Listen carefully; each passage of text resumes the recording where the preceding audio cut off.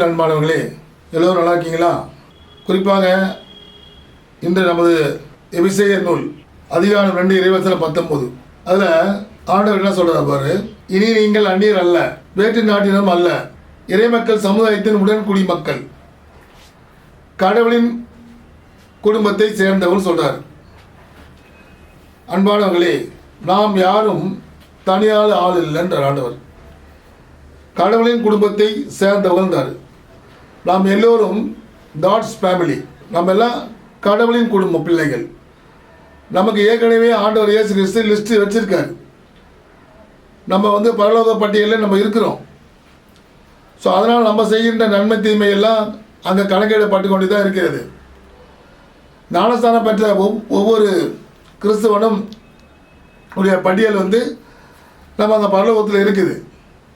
So அதனால் ஆண்டவர் இயேசு கிறிஸ்து என்ன சொன்னார்னா, இனி நீங்கள் அந்நியர் அல்ல, கடவுளின் குடும்பத்தார், அனாதைகள் அல்ல, தனி மனிதன் அல்ல அப்படின்னு தான் ஆண்டவர் இயேசு சொல்றார். நான் தனியாக இருக்கேன், எனக்கு யாரும் இல்லை அப்படிலாம் சொல்லாதீங்கன்றார் ஆண்டவர் இயேசு.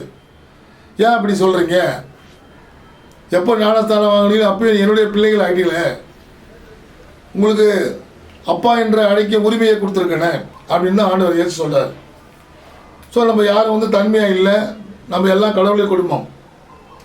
அதனால் ஒவ்வொரு நாளும் இறைவார்த்தையை நேசிங்க.